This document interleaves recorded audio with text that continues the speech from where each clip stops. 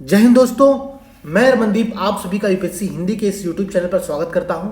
दोस्तों, UP PCS mains exam को ध्यान में रखते हुए सामान्य हिंदी के लिए जो एक सीरीज चलाई जा रही है, जहां पर हम लोग क्लासों के माध्यम से उनकी जो बेसिक कॉन्सेप्ट है उसको डिस्कशन कर रहे हैं। ठीक है, आज उसी की सीरीज में दोस्तों, आज जो हमारी क्लास है वहां पर हम लोग दो चीजें करेंगे। ठीक है, आज का जो मेरे क्लास है उसमें हम लोग दो चीजों को डिस्कशन करना प्रारंभ करेंगे।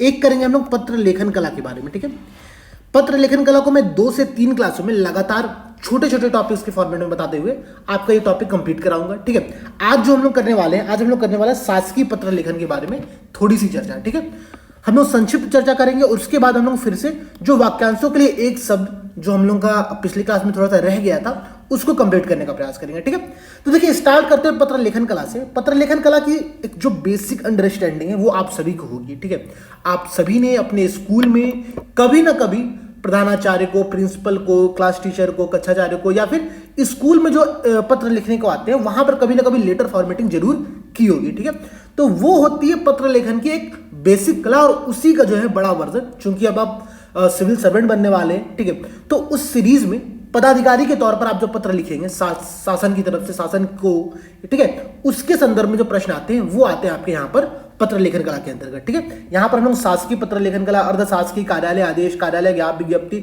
हमने इसका सिलेबस देखा हुआ था। ठीक है, हमने जो पहली क्लास थी वहां पर हमने इसका सिलेबस देखा था और मैंने आपको साफ साफ बताया था, मैंने एग्जाम्पल के तौर पर दिखाया था कि 2020 में जो प्रश्न पूछा हुआ था वो सेम प्रश्न सिलेबस में टॉपिक के तौर पर दिया हुआ है। ठीक है, तो हम लोग को भी वही करना है। हम लोग को जो जो चीजें हम लोग पढ़ना स्टार्ट करेंगे उसकी बेसिक अंडरस्टैंडिंग लेते हुए हम लोग एक एक एग्जाम्पल के माध्यम से उन टॉपिक को कंप्लीट करते जाएंगे। ठीक है, हाँ, आप में से बहुत से लोग हमसे पिछली क्लास में पूछ रहे थे कि सर आपने बुक का नाम नहीं बताया था, कौन सी बुक है।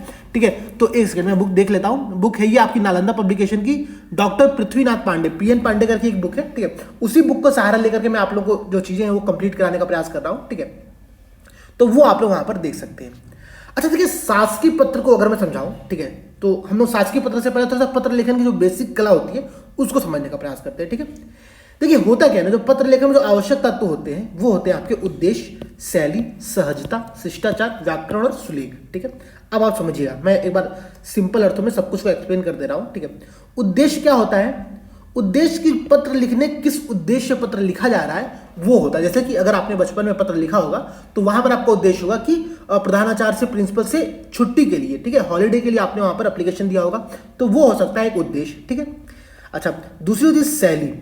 क्योंकि जो शैली होती है ना उसका आप लोगों को बहुत ध्यान रखने की आवश्यकता होती है। ठीक है, जैसे कि अगर आप एक पदाधिकारी हैं, ठीक है, आप अपने से जूनियर अधिकारी को एक पत्र लिख रहे हैं तो वहां पर जो आपकी शैली होगी और आप अपने जो सीनियर अधिकारी को पत्र लिख रहे हैं वहां पर जो शैली होगी वो डिफरेंस होती है। ठीक है, वो आपको समझनी पड़ेगी। वहां पर आप अपने पत्र की शुरुआत ऐसे नहीं कर सकते कि प्री जिलाधिकारी महोदय, नहीं, वहां पर आप प्री शब्द का प्रयोग नहीं कर सकते। ठीक है, आप समझिएगा, आपको पत्र लिखने के लिए जो बेसिक शैली होगी, ठीक है, एक अधिकारी के तौर पर जो आप पत्र लिख रहे हैं वो शैली आपकी होनी चाहिए, पहली बात। ठीक है, दूसरी बात, सहजता हो। ऐसा ना हो कि भाषा आपने जो लिखी है वो भाषा किसी के समझ में आए। हालांकि जो अभी जो सरकार द्वारा जो भाषा प्रयोग की जाती है, जो सरकारी लैंग्वेज होता है वो बहुत टफ होता है, बहुत रूड लैंग्वेज होता है। ठीक है, तो हम लोग उस पर चर्चा करेंगे कैसे उस लैंग्वेज को पकड़ते हुए हम लोग अपनी लेटर राइटिंग करनी है। ठीक है, अच्छा, शिष्टाचार, तो शिष्टाचार का पूरा ख्याल रखना है। ठीक है, पत्र से पहले श्री उरी जो भी आप शब्द प्रयोग करना चाहते हैं वो प्रयोग करिए। ठीक है, पद का जो जिस अधिकारी को लिख रहे हैं उसके पद की गरिमा को ध्यान रखते हुए आपको ये सब चीजें ध्यान रखनी होंगी। ठीक है, व्याकरण, ठीक है, तो भाषा की शुद्धता और सुलेख। आप में से बहुत से लोग जो इंग्लिश मीडियम के या फिर जो हिंदी मीडियम के भी हैं उनकी भी भाषा की शुद्धता और सुलेख, इन दोनों पर थोड़ा ध्यान देने की आवश्यकता है। देखिए, बाकी GS 1, 2, 3, 4 या फिर ऑप्शनल का जो आप आंसर राइटिंग करते हैं वहां पर आपका मेन उद्देश्य, जो एग्जामिनर का मेन उद्देश्य होता है वो आपकी समान हिंदी का टेस्ट करना नहीं होता है। ठीक है, वहां पर आपके वो GS 1 का नॉलेज चेक करना चाहता है, GS 2 का नॉलेज चेक करना चाहता है, लेकिन समान हिंदी की परीक्षा में वो आपके समान हिंदी का नॉलेज चेक करना चाहता है। इसलिए 2-3 चीजों का ध्यान रखिएगा। पूरे पेपर में व्याकरण की शुद्धता पर ध्यान दीजिएगा। ठीक है, और जितना हो सके, देखिए मैं यह मानता हूं और हम सब मानते हैं, ठीक है, कि सुलेख एक उम्र के बाद जल्दी चेंज नहीं हो पाता। ठीक है, हमारी जो हैंड राइटिंग है तो वो चेंज नहीं हो सकती है, लेकिन कोशिश करिएगा कि पठनीय भाषा हो, जो व्याकरण हो वो सही हो, जो वर्तनी आप वहां प्रयोग कर रहे हो वो सही हो, वाक्य विन्यास जो आप प्रयोग कर रहे हो वो स्पष्ट वाक्य विन्यास हो। ठीक है, ये 2-3 जो बेसिक अंडरस्टैंडिंग है वो आप लोग को ध्यान रखनी पड़ेंगी। ठीक है, अब देखिए, अगर हम लोग पत्र की शुरुआत करें तो यहां पर तो दिया हो कि पत्र के कई प्रकार होते हैं, जैसे कि व्यक्तिगत, पारिवारिक, ठीक है, संबंधी को लिखे गए पत्र, व्यापारिक पत्र और आधिकारिक पत्र। इन पत्रों के बारे में हमको पढ़ना नहीं है क्योंकि ये हमारे सिलेबस में नहीं है। हमारे सिलेबस में आता है सरकारी पत्र, शासकीय और अर्धशासकीय पत्र। ठीक है, यहां पर आपका शुरू होता है शासकीय पत्राचार के बारे में, ठीक है, ऑफिशियल लेटर के बारे में। ठीक, अब देखिए अगर मैं शासकीय पत्र को आपको सिंपल अर्थों में समझाऊं दोस्तों, तो ये एक प्रकार का वह औपचारिक प्रारूप होता है। ठीक है, शासकीय पत्र आलेखन एक प्रकार का वह औपचारिक प्रारूप होता है जिसमें एक पद से दूसरे पद को, ठीक है, एक किसी पोस्ट के व्यक्ति से दूसरे किसी पोस्ट के अधिकारी को किसी शासकीय नीति, निर्णय, आदेश, निर्देश, सूचनाओं इनके बारे में सापेक्षिक पत्र व्यवहार होता है। ठीक है, ये होता है शासकीय पत्राचार के बारे में, ऑफिशियल लेटर के बारे में। ठीक है, यहां पर आप देख सकते हैं लिखा हुआ है कि जो पत्र किसी पदाधिकारी की ओर से अथवा उसको लिखे जाए उन्हें शासकीय पत्र कहते हैं। सिंपल डेफिनेशन है। ठीक है, अगर आपसे एग्जाम में शासकीय पत्राचार की डेफिनेशन पूछती है, जैसा कि पिछले वर्ष कार्यालय आदेश का डेफिनेशन पूछा गया था, वहां पर आप इस सिंपल अर्थ के अलावा अगर थोड़ा सा अपने आप को जटिल करना चाहें तो आप लिख सकते हैं ऐसा कि शासकीय पत्र आलेखन वह औपचारिक प्रारूप होता है जिसमें एक पद से दूसरे पद को किसी शासकीय नीति, निर्णय, आदेश, निर्देश और सूचनाओं के बारे में सापेक्षिक पत्र व्यवहार किया जाता है। ठीक है, ये आप लिख सकते हैं शासकीय पत्राचार के संदर्भ में। ठीक है, अच्छा अब देखिए, अब इसके कई प्रकार हो सकते हैं, जैसे कि यहाँ पर लिखा हुआ है शासनादेश, अर्धशासकीय पत्र, परिपत्र, सर्कुलर लेटर, ठीक है, द्रुत पत्र, एक्सप्रेस लेटर, अशासकीय पत्र, अनऑफिशियल लेटर, तार, टेलीग्राम, ऑफिस मेमोरेंडम, प्रस्ताव, प्रेस विज्ञप्ति, अधिसूचना, ठीक है, नोटिफिकेशन, एडवर्टाइजमेंट, नोटिस, पृष्ठांकन, ठीक है, एंडोर्समेंट, अनुस्मारक पत्र, रिमाइंडर। ठीक है, तो ये सारे आपके शासकीय पत्र के एग्जाम्पल है। ठीक है, हम लोग क्या करेंगे ना, हम लोग संक्षेप में इसके कुछ एग्जाम्पल्स देखते हुए आगे बढ़ते जाएंगे। ठीक है, आप यहाँ पर देख सकते हैं दोस्तों, ये जो शासकीय पत्र की जो डिफिनीशन है वो यूपी पीसीएस के 2004, 2005, 2006, 2007, 2008, 2009, 12, 13 मुझे लगता है ये डिफिनीशन पूछी गई है या फिर इसका एग्जाम्पल यहाँ पर पूछा गया होगा आप लोगों से। ठीक है, तो ये आप लोग ध्यान रखिएगा। ओके, चलिए अब अगर मैं थोड़ा सा आगे बढ़ूं और मैं आप लोगों को समझाने का प्रयास करूं शासकीय पत्र की कुछ विशेषताओं को। ठीक है, तो देखिए यहां पर शायद दिया नहीं है। ठीक है, लेकिन मैं आप लोगों से एक पीडीएफ शेयर करूंगा। ठीक है, मैं ये जो पीएन पांडे की बुक है इनके भी कुछ पीडीएफ जो इंपॉर्टेंट क्लासेस की पीडीएफ है वो मैं आप लोगों को शेयर कर दूंगा अभी टेलीग्राम चैनल पर, वहां से आप लोग डाउनलोड करके उसको पढ़ सकते हैं। ठीक है, अच्छा पत्र के संदर्भ में मेरे पास एक और इंपॉर्टेंट पीडीएफ है, मैं उसको आपको शेयर कर दूंगा। हालांकि कुछ कॉपीराइट का इशू हो सकता है तो थोड़ा ध्यान रखिएगा आप लोग भी। ठीक है, बट मैं एक बार शेयर करने का प्रयास करूंगा। ठीक है, चलिए देखिए, शासकीय पत्र की कुछ विशेषताएं होती हैं, तो उन विशेषताओं को अगर आप ध्यान रखें। ठीक है, तो इनका जो संचालन होता है वो एक पद से दूसरे पद को प्रेषित किया जाता है। ठीक है, एक किसी पोस्ट के व्यक्ति से किसी दूसरे पोस्ट के व्यक्ति को यह जो पत्र होता है वो प्रेषित होता है। ठीक है, इसका संचालन द्विआयामी हो सकता है। ठीक है, अर्थात ये पद 1 से पद 2 को जा सकता है या फिर पद 2 से पद 1 को आ सकता है। ठीक है, वरिष्ठ से कनिष्ठ और कनिष्ठ से वरिष्ठ दोनों ही प्रकार का यहाँ पर जो पत्राचार है वो शासकीय पत्राचार के अंतर्गत शामिल होता है। ठीक है, दूसरी बात, इसकी जो विषय वस्तु होती है दोस्तों वह पूर्णतः शासकीय कार्य व्यवहार से जुड़ी संरचना, आदेश, निर्देश इत्यादि को निहित करते हुए शासकीय दृष्टि के ध्यान में रखते हुए की जाती है। ठीक है, तो ये सब चीजें आप यहाँ पर ध्यान रखिएगा। अगर आपसे शासकीय पत्राचार की डिफिनेशन पूछता है तो जो मैंने आपको डिफिनेशन अभी बताई थी वो लिख सकते हैं आप। उसके बाद आप कुछ पॉइंट करके लिख सकते हैं, जैसे कि इसकी विशेषताएं क्या क्या है। तो एक संचालन बता सकते हैं कि ये द्विआयामी होता है। ठीक है, कनिष्ठ से वरिष्ठ और वरिष्ठ से कनिष्ठ दोनों प्रकार का होता है। ठीक है, विषय वस्तु इसकी शासकीय पत्राचार होती है। ठीक है, भाषा इसकी सदैव संक्षिप्त, सारगर्भित, रूढ़ और औपचारिक होती है। ये जो 4 टर्म मैंने अभी आपको बोला, ये टर्म आप लोगों को भी अपनी लेटर राइटिंग में ध्यान रखना पड़ेगा। क्या क्या? पहला, संक्षिप्त भाषा। ठीक है, ऐसा नहीं है कि आपको लिखने को कहा गया है कि आप किसी जिलाधिकारी को पत्र लिखिए और वहां पर अपने पत्र में पूरी अपनी कथा सुनाने लगे कि नहीं हमारे कॉलोनी में ये हुआ ये हुआ ये हुआ, वो पूरी चीज आपको नहीं लिखनी है। ठीक है, आपको संक्षिप्त लिखना है। ठीक है, दूसरी बात, आप सारगर्भित लिखिए, अर्थात संक्षेप में अपने पूरे सार को समाहित करते हुए अपने उस आंसर को लिखिए। ठीक है, रूढ़ लिखिए, जो भाषा वहां की सरकारी भाषा होती है थोड़ी सी, उसके भी हम प्रैक्टिस करें तो आपको समझ में आ जाएगा, उस भाषा का प्रयोग करते हुए लिखिए। औपचारिक भाषा, अनौपचारिक भाषा ना हो। ठीक है, अर्थात आप जैसे किसी अपने प्रेयसी को अगर पत्र लिख रहे हैं तो वैसी भाषा का प्रयोग आप यहां पर नहीं कर सकते। ये सब चीजें आपको ध्यान रखनी होगी। औपचारिक भाषा का आपको यहां पर प्रॉपर प्रयोग करना पड़ेगा। ठीक है, अच्छा ठीक है, और अगर शैली की बात करें तो तटस्थ भाव से होती है। ठीक है, ये जनरली ये जो सारे पत्र होते हैं वो अन्य पुरुष में लिखे जाते हैं, थर्ड पर्सन में ऐसे पत्रों को लिखा जाता है, तो ये आप लोग को ध्यान में रखना होगा। ठीक है, और इसके बाद आपको पत्र का जो संबोधन होता है वो सदैव पद के सापेक्षिक, नियत व औपचारिक होता है। संबोधन की शब्दावली सामान्यतः महोदय करके लिखी जाती है। ठीक है, ये ध्यान रखना है आप लोगों को। जनरली जब भी आप किसी को संबोधन करेंगे यहाँ पर तो महोदय करके करेंगे। ठीक है, श्री लगा सकते हैं नाम से पहले, लेकिन जनरली अगर किसी को संबोधन करें तो महोदय करिए। यहाँ पे प्रिय, प्रिया ऐसे शब्दों का प्रयोग बिल्कुल वर्जित माना जाएगा। ठीक है, दूसरी बात, इसमें ऐसा नहीं होता कि आप अपने भावनाओं को भी समाहित करते हुए चीज लिख रहे हैं, या फिर क्रोध की जो भावनाएं हैं उनमें से आप किसी गुस्सा निकाल रहे हैं पत्र में, ऐसी भाषा का प्रयोग बिल्कुल नहीं करना है, ठीक है। ये इस सरकारी पत्रचार की कुछ विशेषताएं थी जो भी मैंने आपको यहाँ पर समझा दी, ठीक है। अब आपको समझना होगा दोस्तों जो मेन बात है, ठीक है। यहाँ पर अगर मैं एग्जाम्पल मिल जाता है आप लोगों को तो ये दिखा देता हूँ। देखिए यहाँ पर एक चीज और लिखा हुआ है, लिखा जो इंपॉर्टेंट पॉइंट ध्यान रखने वाली है कि प्रेषक का नाम लिखने के बाद कॉमा लगाकर शैक्षणिक योग्यताओं का उल्लेख होना चाहिए, अथवा आईएएस, आईपीएस, पीसीएस, पीपीएस आदि जो भी उचित हो उल्लेख करें। लेकिन ध्यान रखें कि दोनों का उल्लेख गलत होगा यहाँ पर, अर्थात आप किसी के नाम से पहले उसकी शैक्षणिक नाम के बाद उसकी शैक्षणिक योग्यता भी लिख रहे हैं और उसका पद भी लिख रहे हैं, तो ये गलत है। आप कोई एक चीज लिखिए वो अपना सही होगा, ठीक है। तो ये आप लोगों को यहाँ पर ध्यान रखना होगा, ठीक है। ये एक सिंपल सा अंडरस्टैंडिंग है जो आप यहाँ पर देख सकते हैं।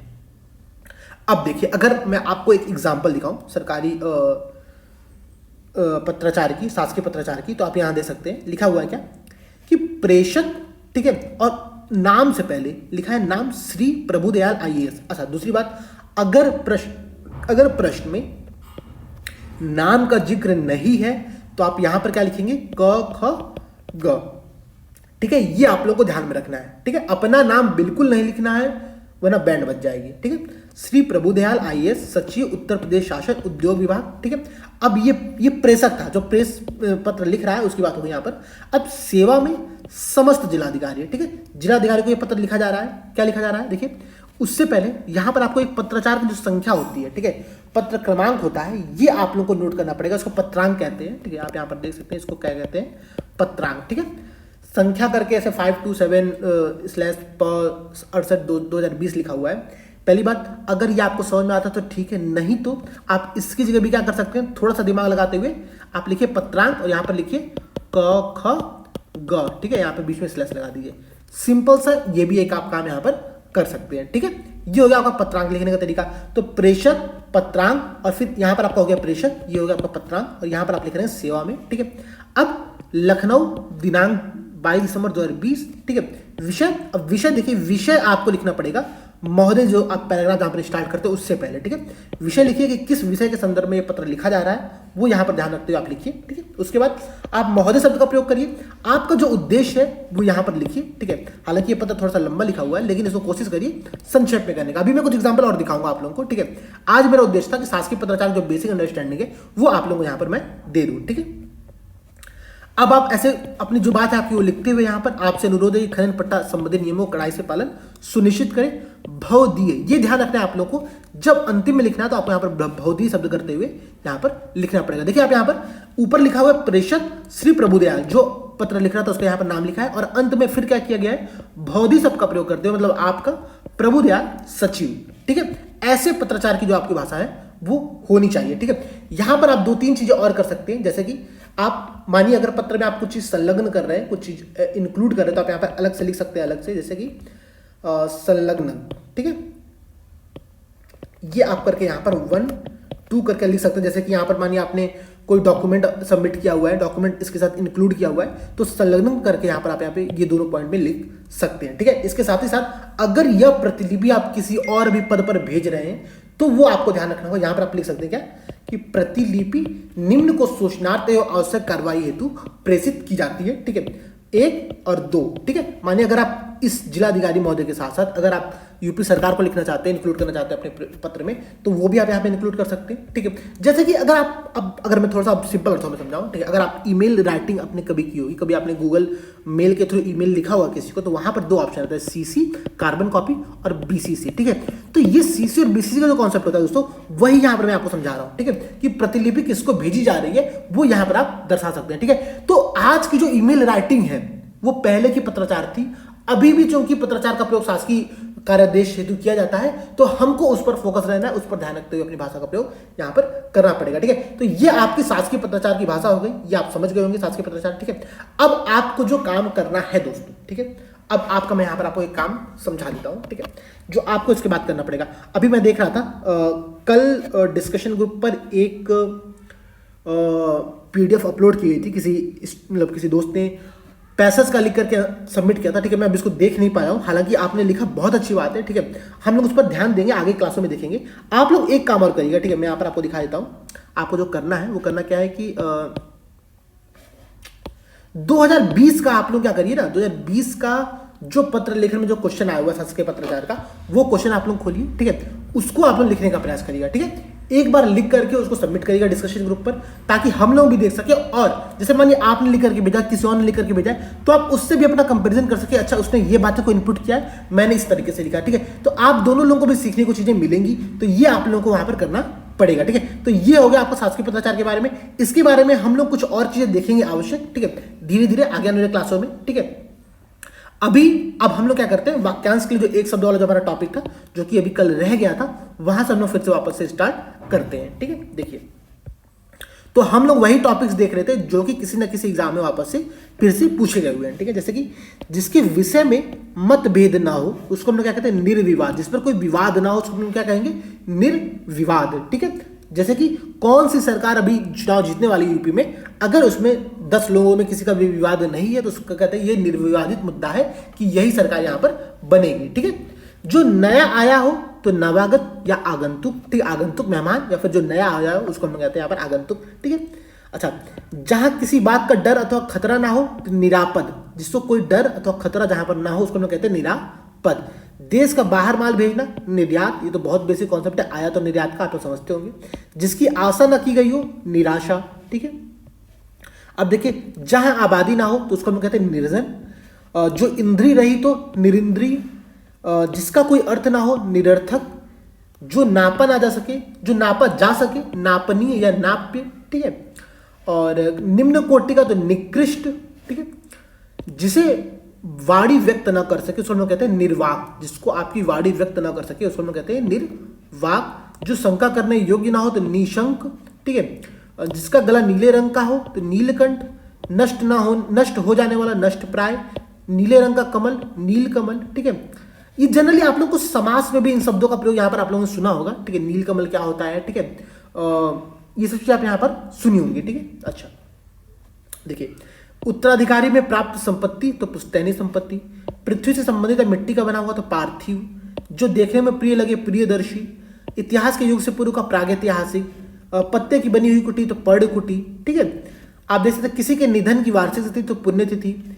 कई बात को बार बार दोहराना तो पुनरुक्ति, ठीक है। पृष्ठ पेशर जो लिखा हुआ है ये आपको याद हो नहीं सकता, तो आप पुनरुक्ति याद करें, ठीक है। पुनरुक्ति सिंपल है, पुनरुक्ति याद करने का प्रयास करें, ठीक है। कई बात को बार बार दोहराना तो पुनरुक्ति करना। जिसके पार देखा जा सके, पारदर्शी या पारदर्शक। और ठीक समय पर तुरंत किसी बात या युक्ति का सोचना, तुरंत उत्पन्न होने वाली सूझबूझ तो प्रयुत्पन्नमति, ठीक है। प्रयुक्त उत्पन्न, यहाँ पर देखिए प्रत्य उत्पन्न मति लिखा हुआ है, ठीक है। तो प्रयुत्पन्नमति, इनको संधि करके ये एक पूरा बड़ा सा वर्ड यहाँ पर बना दिया गया है, ठीक है। जो अपनी जन्मभूमि छोड़कर विदेश में वास करता हो, जो व्यक्ति विदेश में रहता है उसको हम लोग कहते हैं प्रवासी या विदेशी, ठीक है। एनआरआई, सिंपल अर्थों में अगर समझाओ तो आपको यहाँ पर एनआरआई की बात हो रही है, ठीक है। और आप देखिए यहाँ पर देश का दिन का पहला भाग सवेरे से दोपहर तक, दोपहर से पूर्व का समय तो उसको हम लोग कहते हैं पूर्वाहन, और दोपहर के बाद का समय अपराहन, ठीक है। हम लोगों ने देखा हुआ था पिछली क्लास में। दूसरों का उपकार, हित भला करने वाला तो परोपकारी। पुस्तक या लेखक की हस्तलिखित प्रति तो पांडुलिपि। और आप यहाँ पर देख सकते हैं अगला, स्त्री जिसे पति ने छोड़ दिया तो परित्यक्ता। जिसकी माप तौल हो सके तो परिमेय, ये हमने पिछली क्लास में भी देखा था, ठीक है। और जो निगाह से परे हो तो अप्रत्यक्ष या परोक्ष। शीघ्र आगे पकड़ने वाला तो प्रज्वलनशील। पर्वत की ऊंचाई आदि का पता लगाने वाला अभियान दल तो पर्वतारोही दल। और यहाँ पर आप देख सकते हैं एक मतवाद, जिसमें जीवन की सच्चाई और कठिनाइयों से भागने की प्रवृत्ति हो तो पलायनवाद। पलायनवाद वे होते हैं जो अपनी कठिनाइयों से सामना करने की बजाय भाग जाते हैं। जैसे कि अगर माने आपके सामने कोई काम दिया गया तो आपने काम छोड़ करके आपने कहा कि नहीं मुझे काम हो नहीं पाएगा, मैं जॉब छोड़ रहा हूं, ठीक है। तो ये हो गया पलायनवाद प्रवृत्ति, ठीक है। ऐसे ही आप देख सकते हैं लौट कर आया हुआ प्रत्यावर्ती। जिस पर मुकदमा चल रहा हो, जो दायर मुकदमे का प्रतिवाद करे, प्रतिवादी, ठीक है। ग्रंथ के वे बचे हुए अंश जो प्राय अंत में जोड़े जाते हैं तो परिशिष्ट, ठीक है। आपने देखा होगा परिशिष्ट करके हर बुक के अंत में एक कॉलम होता है जहां पर परिशिष्ट करके कुछ ना कुछ चीजें इंपॉर्टेंट लिखी होती है, ठीक है। तो परिशिष्ट वो हो गया आपका। रात्रि का प्रथम पहर, रात्रि के पूर्व भाग का समय प्रदोष, ठीक है। प्रयत्न करना जिसका स्वभाव हो तो प्रयत्नशील। जो केवल फल खाकर रहता हो फलाहारी, ठीक है। और आप यहाँ देख सकते हैं कि बहुत सी भाषाओं को जानने वाला, जो एक से अधिक भाषाएं जानता हो तो बहुभाषित या बहुभाषी, ठीक है। और जो आगे की बात सोचता हो तो भविष्य चेता। जो भारत में रहता हो भारतीय। सिंपल सा, देखिए सिंपल है, समझिएगा मेरी बात। मैं आप लोगों से इस टॉपिक को तैयार करने के लिए इसलिए कह रहा हूँ कि अगर आप लोग आधा एक घंटा यहाँ पर दे देंगे थोड़ा ध्यान रख करके, तो आपका 10 नंबर श्योर हो जाएगा, ठीक है। वो आप यहाँ पर देख सकते हैं। भूगर्भ विज्ञान को जानने वाला तो भूगर्भ विविधता, सिंपल सा है, ठीक है। और जो भूमि को धारण करता हो तो भूधर, जो पूर्व में था या हुआ था पर अभी नहीं है तो भूतपूर्व, ठीक है। और जो पूर्व में कभी ना हुआ तो अभूतपूर्व, ठीक है। दोपहर का समय तो मध्याह्न, दोपहर के बाद का समय अपराह्न, दोपहर के पूर्व का समय पूर्वाह्न, ये सब हमने यहाँ पर देख लिया है, ठीक है। जिसके विषय में मतभेद न हो तो मतैक्य, ठीक है, या फिर निर्विवाद हमने वहाँ पर देखा था अभी, ठीक है। निर्विवाद या मतैक्य दोनों हो गए यहाँ पर। मन वचन और कर्म से तो मनसा वाचा कर्मणा, ठीक है। और जिसने मृत्युंजय को जीत लिया हो, जिसने मृत्यु को जीत लिया तो मृत्युंजय, ठीक है। और थोड़ा और नपा तुला भोजन करने वाला तो मिताहारी, किसी बात के मर्म को जानने वाला, मन की बात जानने वाला तो मर्मज्ञ, प्रिय वचन बोलने वाली स्थिति मृदु भाषणी। और यहाँ पर आप देख सकते हैं एक और टॉपिक छूट गया, जो कम बोलने वाला हो मित भाषी, ठीक है। दरअसल हमने इनमें से आधी चीजों को तो पहले ही देख लिया। देखिए, किसी सेंटेंस के एक से ज्यादा वाक्यांशों के लिए एक शब्द का प्रयोग हम लोग कर सकते हैं, ठीक है। तो वही चीजें वापस बार बार यहाँ पर आप लोगों को देख रही होगी, रिपीट होने को मिल रही होंगी, ठीक है। जो मृत्यु के समीप हो तो मरणासन, जो कम जानता हो तो मंद बुद्धि, और जो अपने मार्ग से भटक गया हो तो मार्ग भ्रमित, अपनी शक्ति भर यथाशक्ति, जहां तक और जितना संभव हो तो यथासंभव, ठीक है। जिसमें युद्ध करने की इच्छा तो युयुत्सु, जिसमें युद्ध करने की इच्छा हो युयुत्सु उसको कहा जाता है, ये आप लोग ध्यान रखिएगा, ठीक है। जिसने यश प्राप्त किया हो तो यशस्वी, और जो युद्ध में स्थिर रहता तो युधिष्ठिर। युधिष्ठिर ये नाम आप लोग ध्यान रखिएगा, जो युद्ध में स्थिर रहता हो तो उसको हम लोग क्या कहते हैं, युधिष्ठिर। जो पांडवों की जो कल्पना है, जो पांडवों की जो कहानी है, ठीक है, उसके संदर्भ में आप यहाँ पर देख सकते हैं युधिष्ठिर का जो कॉन्सेप्ट यहाँ पर दिया हुआ है आप लोगों के, ठीक है। खून से रंगा हुआ रक्त रंजित, जहां नाटक खिलाता हो रंगमंच, ठीक है। और अब आपको यहाँ पर मिल जाएगा, जो बात वर्णन के परे हो तो वर्णनातीत, ठीक है। विष्णु संबंधी या उस संप्रदाय के नियमों पर चलने वाला तो वैष्णव, और शैव ऐसे शिव के संप्रदाय को चलने वाला, ठीक है। अब आप यहाँ पर देख सकते हैं, अनुचित यौन संबंध रखने वाला व्यभिचारी, ठीक है। जैन धर्म में व्यभिचार को क्या कहा गया है, एक पाप बताया गया है, ठीक है। और विभिन्न प्रकार के विवादों में फंसा हुआ विवादास्पद, जो विधि कानून की दृष्टि से ठीक माने हो वैध, ठीक है। और अवैध जो कानून की दृष्टि से ठीक माने ना हो, ठीक है। किसी विषय का जिसको विशेष ज्ञान हो उसको हम लोग कहते हैं विशेषज्ञ या स्पेशलिस्ट, ठीक है। जिस स्त्री का पति जीवित ना हो तो विधवा, जिसका पत्नी ना हो उसको विधुर, ठीक है। और यहाँ पर आप देख सकते हैं, किसी मामले के खिलाफ दिया गया मत तो विमत्ति अथवा टिप्पणी, आपसे पूछता कि टिप्पणी करें, ठीक है, तो वो टिप्पणी करें, यहाँ पर आप देख सकते हैं, ठीक है। वांग्मय, वांग्मय क्या होगा, वाणी का विकार, वांग्मय यहाँ पर कहलाता है, ये आप लोगों को ध्यान रखना होगा, ठीक है। काम के लिए अनुपयुक्त समय तो वृथा समय, और दूसरों के कार्य में विघ्न डालना, विघ्नकर्ता, ठीक है। विघ्नकर्ता यहाँ पर, और विघ्नहर्ता किसको कहा गया है तो गणेश जी को, ठीक है, ध्यान रखिएगा आप लोग। जो व्याकरण को जानने वाला तो व्याकरण, ठीक है। और यहाँ पर आप एक देख सकते हैं, जो व्यक्ति अधिक बोलता तो वाचाल, ये बहुत बार क्वेश्चन आया हुआ है, ठीक है। जो कानून के अनुकूल हो विधि सम्मत, और वनस्पति का आहार करने वाला तो वनस्पत्याहारी, ठीक है। और ये आप क्या होगा, जिसका कोई अंग बेकार हो तो विकलांग या अपांग, ठीक है। देखिए, इस शब्द को मैं बार बार कह रहा हूं, इसको प्रयोग मत करिएगा, ठीक है। इसकी जगह आप लोग क्या प्रयोग करिए, दिव्यांग, ठीक है। दिव्यांग शब्द का प्रयोग करना स्टार्ट करिए आप लोग, ठीक है। और चूंकि समाज की भी ये मांग है और ये वास्तव में सही चीज है, ठीक है। दिव्यांग आप देखे होंगे, जिनके कोई अगर किसी व्यक्ति का एक हाथ काम नहीं करता तो वो अपने दूसरे हाथ से अपने सभी इंपॉर्टेंट कार्य कर सकता है, ये उसकी सक्षमता होती है, ठीक है। वो हम लोग नहीं कर सकते, ये एक क्वालिटी होती है, तो इसको कहा था दिव्यांग, उनको दिव्य शक्ति यहाँ पर प्राप्त है, ठीक है। 100 वस्तुओं का संग्रह तो सतत, 100 वर्षों का समूह सतवर्ष या शताब्दी, सदैव रहने वाला शाश्वत, ठीक है।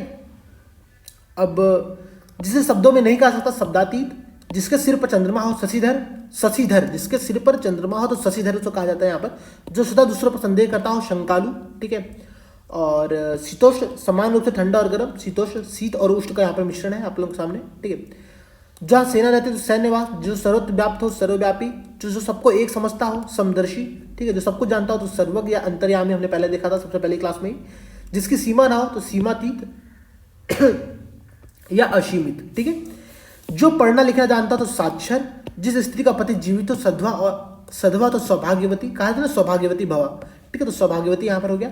जो असत्य ना बोले तो सत्यवादी, ठीक है। अच्छे आचरण वाला तो सदाधारी, जो आसानी से प्राप्त किया सके तो सुग्राही, ठीक है। जहां खाना मुफ्त में मिलता हो सदाव्रत या लंगर, ठीक है। अपनी इच्छा के अनुसार आचरण करने वाला स्वेच्छाचारी, अपनी इच्छा के अनुरूप जो आचरण करता रहे, हमेशा किसी और की बात न सुने, उसको स्वेच्छाचारी कहते हैं। ठीक है। बहुत पढ़ी लिखी स्थिति तो सुशिक्षिता। ठीक है। जो हमेशा निरंतर रहने वाला तो स्थायी तो शाश्वत। ठीक है। बार बार चीजें एक ही चीज रिपीट हो रही है, इसलिए मुझे लगता नहीं कि बार बार हम लोग एक चीज पढ़ने की आवश्यकता है। जो बाएं हाथ से काम करता है तो सब्यसाची कहा जाता है इसको। ठीक है। ये सब्यसाची नहीं है, ध्यान रखिएगा आप लोग। ठीक है। सब्यसाची एक बहुत ही अभी रिसेंट में बहुत विवादों में रहा था। ठीक है। उसने कुछ मंगलसूत्र के विज्ञापन दिए थे, तो सब्यसाची एक वो कंपनी नहीं है, ये सब्यसाची यहाँ पर लिखा हुआ, ध्यान रखिएगा। और जो एक ही माता के उदर से उत्पन्न हो, सहोदर। ठीक है। संदेश ले जाने वाला, संदेश वाहक, बहुत पढ़ी लिखी स्त्री, सब अब चीजें रिपीट हो रही है। अच्छे आंखों वाली स्त्री, सुनैना। ठीक है। वो जो काले नैनो वाली होती हैं उनको सुनैना। ठीक है। ये ध्यान रखिए आप यहाँ पर। ठीक है। और किसी काम में दूसरों से आगे बढ़ जाने की प्रबल इच्छा, स्पर्धा, जो स्मरण रखने योग्य हो, स्मरणीय, जो आपसे आप उत्पन्न हुआ हो, स्वयंभू। ठीक है। और यहाँ पर संहारक दिया हो, जो संसार का संहार करता हो, जिसकी ग्रीवा सुंदर हो, सुग्रीव। जिसकी ग्रीवा सुंदर हो उसको हम लोग कहते हैं सुग्रीव, ध्यान रखिए आप लोग। पसीने से उत्पन्न होने वाला स्वेदज, स्वेदज जो पसीने, स्वेद से जो उत्पन्न होता है, स्वेदन जो ग्रंथियां होती है, स्वेदज जो कहा जाता है। ठीक है। मिठाई बनाकर बेचने वाला, हलवाई, बहुत ही सिंपल है, सभी को हलवाई जाना पसंद होगा, हलवाई से बनी मिठाई खाना पसंद होगा। ठीक है। भला या हित चाहने वाला, हितैषी, जिसने पुण्य कार्य हेतु प्राण प्रण लिया हो, हुतात्मा। ठीक है। जिसने पुण्य कार्य हेतु प्राण दिए हो, ध्यान रखिए, प्राण दिए हो तो उसको हम कहते हैं हुतात्मा, जो अपनी आत्मा ध्यान दे दिया हो उसको हम कहते हैं हुतात्मा। ठीक है। जो क्षमा पाने योग्य हो तो क्षम्य, जहां पृथ्वी और आकाश मिलते हो, मैंने कल ही बताया था, क्षितिज आप लोगों को। ठीक है।